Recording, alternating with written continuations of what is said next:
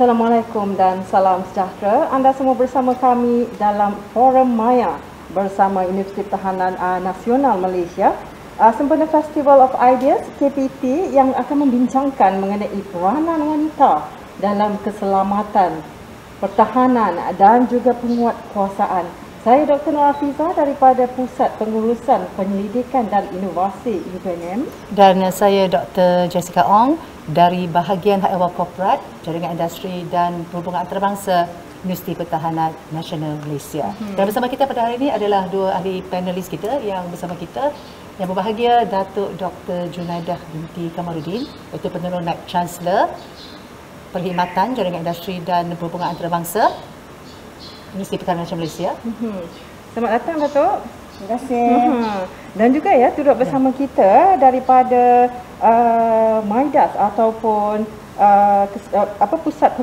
Pusat Keselamatan Kontemporari Institut Pertahanan Keselamatan Malaysia, iaitu Lieutenant Colonel Dr. Maimunah Omar, penolong pengarah di MIDAS. Selamat datang Lieutenant Colonel. Selamat datang. Dan pada hari ini kita sebenarnya berada di Pusat Marine ya, Datuk dan juga Colonel berada di Pusat Marine Universiti Pertahanan Nasional Malaysia. Dan kita ingin bercakap dalam forum Women Peace Security ataupun WPS dengan tema kita Wanita Bangkit Mendepani Cabaran. Dan seperti kita tahu, Universiti Pertahanan Nasional Malaysia ini ditubuhkan ya pada 21 Jun 2006 bagi melahirkan graduan tentera dan awam untuk keperluan pertahanan negara, dan bidang tujuan kita adalah pertahanan dan keselamatan.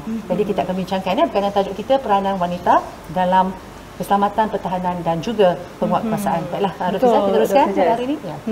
Jadi untuk kita memulakan ya, kita ingin bertanya kepada yang berbahagia Datuk Dr. Jun mengenai polisi-polisi yang berkenaan wanita, khususnya yang boleh melindungi keselamatan wanita, Datuk. Terutamanya dalam era pandemik COVID-19 ataupun pandemik COVID-19 ya, yang memberi impak yang besar kepada kita di Malaysia dan juga kepada dunia secara amnya.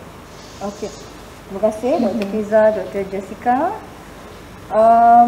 Saya rasa soalan yang ditanya itu sangat bertepatan dengan keadaan kita pada masa ini.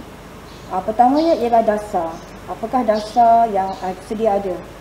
Jadi di sini saya akan memberi dua pendekatan, iaitu dalam negara berdasarkan kepada dasar wanita negara yang dibangunkan oleh Kementerian Pembangunan Wanita, Keluarga dan Masyarakat, di mana dasar tersebut bertunjangkan kepada Perlembagaan Malaysia yang menyatakan perlindungan terhadap wanita dan juga kesaksamaan gender. Kita juga merujuk kepada instrumen antarabangsa. Contohnya dalam bidang pekerjaan wanita, juga kita merujuk kepada International Labour Organizations melalui conventions, recommendations dan juga protokol berkaitan dengan penggajian. Begitu juga dalam pendidikan ya, yang menyatakan mengenai wanita juga sepatutnya diberi hak-hak mendapat pendidikan.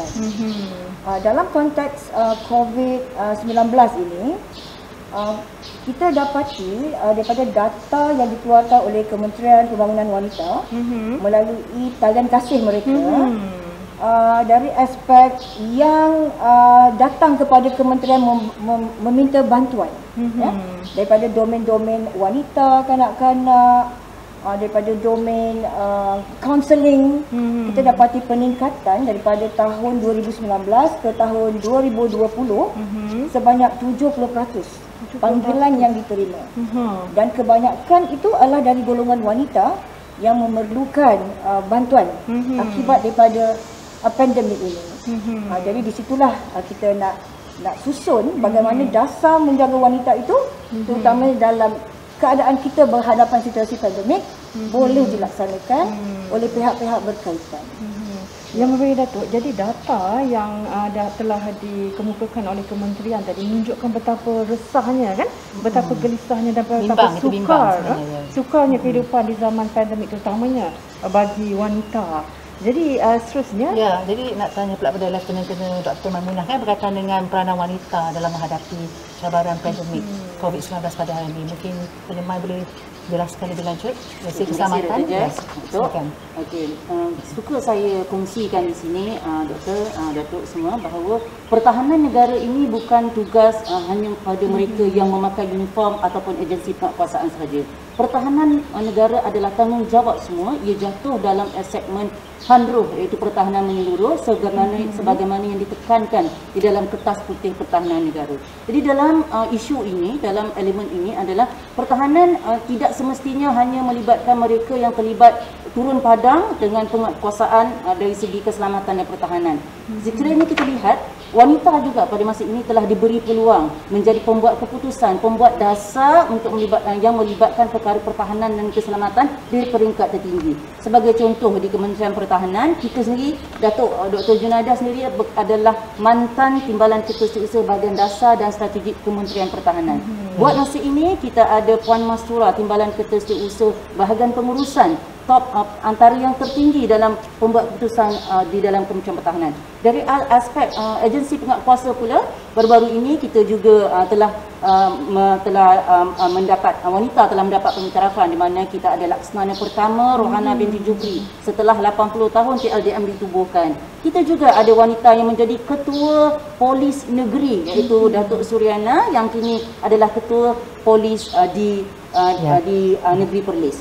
Okey, dari aspek pandemik COVID pula, peranan wanita tidak boleh diketepikan. Mereka juga terlibat dalam membantu negara dari aspek menyelaraskan keperluan-keperluan. Saya bahagikan kepada dua, iaitu mereka yang terlibat secara langsung dan mereka yang terlibat secara tidak langsung. Mereka yang terlibat dengan penguatkuasaan undang-undang dan mereka juga yang terlibat dengan memberi sumbangan dalam bentuk perkhidmatan dan sebagainya. Sebagai contoh, kita wanita yang terlibat, mereka yang bertugas sebagai doktor, nurses dan staf-staf yang bahagian kesihatan membantu Kementerian Kesihatan Malaysia KKM untuk memberi khidmat sama ada di pusat-pusat vaksin, di hospital-hospital medan yang ditubuhkan oleh Kementerian Pertahanan, Angkatan Tentera dan juga di spot-spot utama negara iaitu seperti di lapangan terbang dan sebagainya. Wanita juga turut memberi khidmat bantuan kaunseling dalam agensi penguatkuasaan ini pada mereka yang memerlukan anything that need to be eased their burden to calm them dan sebagainya. Baiklah, Datuk Rahman. Kita juga ada Menteri Pengajian Tinggi mungkin Datuk Jun ucapkan terima kasih pada berhormat Datuk. Yang itu tadi saya nak relatekan dengan penglibatan wanita sebenarnya Dr. Fiza, pembuat keputusan Datuk. Kita sebenarnya ada agenda 30% wanita dalam position yang tinggi, iaitu sebagai pembuat keputusan dan jawatan-jawatan strategik, sama ada di jabatan kerajaan, swasta ataupun di public listed companies. Jadi mengapa perlunya 30% ini? Bagaimana kita boleh menyertai agenda menjadikan 30% wanita dalam pembuat keputusan? Kerana kami percaya bahawa wanita lebih memahami masalah wanita. Betul. Isu-isu wanita itu, jika pembuat keputusan, pembuat dasar itu adalah wanita, mereka boleh menggubal provisions ataupun elemen-elemen dalam dasar itu ataupun peraturan itu yang memihak kepada kepentingan wanita.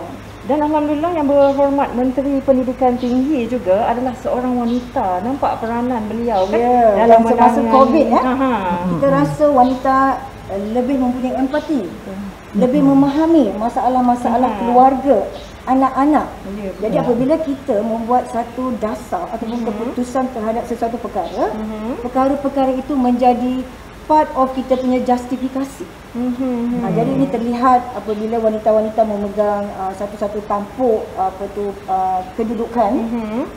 Saya rasa banyak boleh membantu wanita mencapai ataupun menjaga dari aspek hak-hak mereka, keselamatan mereka.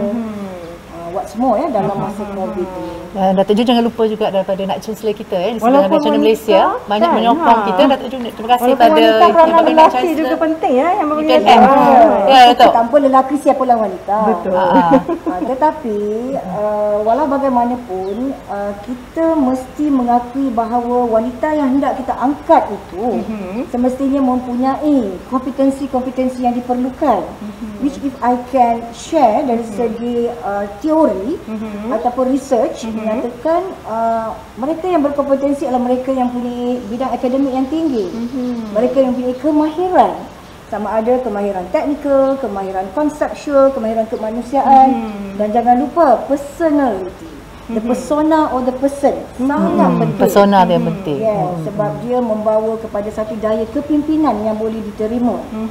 Jadi saya rasa universiti ni, Universiti Pertahanan Nasional Malaysia sebagai institusi akademik ke arah mengeluarkan graduan di bawah payung pertahanan dan keselamatan, kita boleh membentuk lebih ramai bakal-bakal mereka yang boleh mengisi tempat-tempat strategik ini. Saya tanya Lieutenant Colonel Dr. Mai pula berkaitan dengan barisan hadapan kan, wanita ni, apakah orang kata mungkin boleh kongsikan bersama dengan penonton kan peranan wanita tu di barisan hadapan? Terima kasih Dr. Jess. Bagaimana saya jelaskan tadi, peranan wanita pada masa ini bukan sahaja mereka berada di belakang tabir atau mereka duduk di pejabat. Mereka juga sama-sama berjuang, walaupun mungkin bukan dengan senjata, tetapi berada membantu mempertahankan keselamatan dan pertahanan negara. Saya ambil contoh pandemik COVID ini.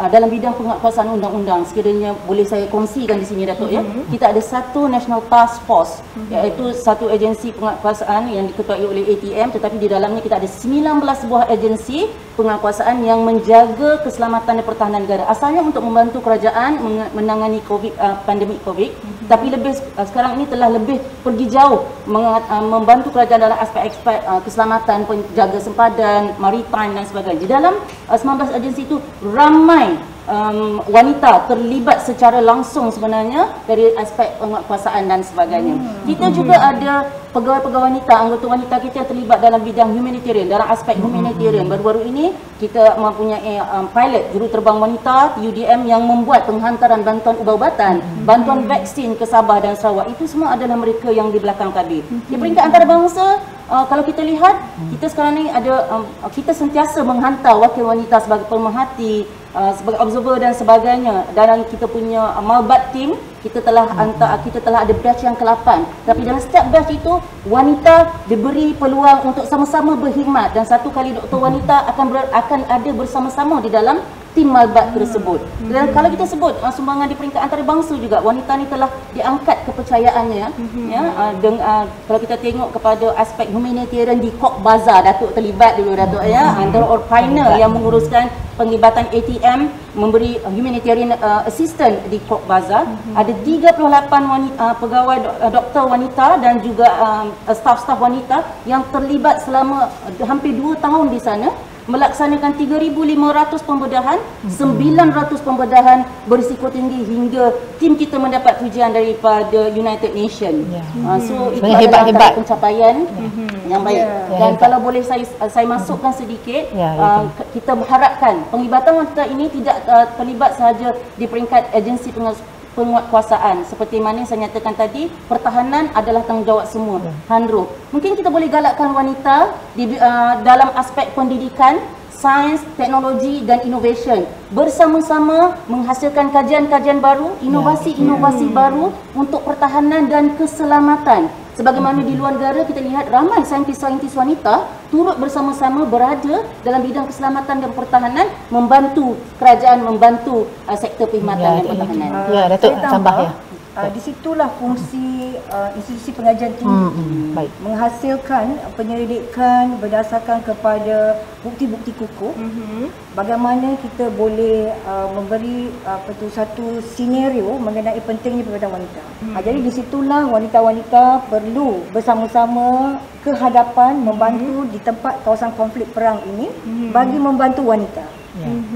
Jadi itulah peranan dia, dan kita kena memperbanyakkan lagi lah research yang berkaitan supaya mengenai keselamatan negara, seperti keselamatan cyber kan, seperti contoh artificial intelligence, AI sekarang ini digunakan worldwide. Mungkin wanita idealnya mungkin lebih baik yang boleh diketengahkan. Dr. Jun, ucapkan terima kasih kepada Nak Chancellor kita di Sebatan Nasional Malaysia. Silakan. Pada kesempatan ini kami ingin mengucapkan terima kasih kepada Yang Berbahagia Lieutenant General Datuk Hassan Gaya, Naib Chancellor Universiti Pertahanan Nasional Malaysia, yang tak putus-putus memberi sokongan dan bantuan kepada kita lah, khususnya kaum wanita, untuk ke hadapan Dan beliau amat menyokonglah penyertaan wanita, 30% wanita ini juga di universiti ini untuk diketengahkan. Terima kasih. Dan sekian untuk forum WPS kita pada hari ini, Women Peace Security, dan kepada anda pastikan anda terus setia bersama kami kerana kita ada lagi forum Women Peace Security anjuran nanti daripada pejabat Timbalan Naib Chancellor Penyidikan dan Inovasi dan juga daripada pejabat perkhidmatan, jaringan industri dan juga perhubungan korporat, dan juga unit latihan dan kompetensi Jabatan Pendaftar. Kita akan anjurkan forum kita WPS. akan berforum secara maya Jadi jangan lupa ikuti pautan Facebook kita seperti yang tertera untuk forum-forum yang seterusnya. Ya, terima kasih sekali kepada Datuk Dr. Jun Hadi Kamarudin, iaitu Perdana Naib Chancellor Perkhidmatan Jaringan Industri dan Perhubungan Korporat, dan juga Lieutenant Colonel Dr. Maimunah Omar, iaitu Penolong Pengarah Pusat Keselamatan Kontemporari Institut Pertahanan Keselamatan Malaysia, MADAS. Terima kasih Datuk. Terima kasih Rafiqah dan Dr. Ya, harap masih bersama kita, terus bersama kita, dan pastikan anda setia bersama kami dalam forum WPS dengan tema kita Wanita Bangkit Mendepani Cabaran. Kita jumpa lagi. Salam hormat daripada kami. Terima kasih.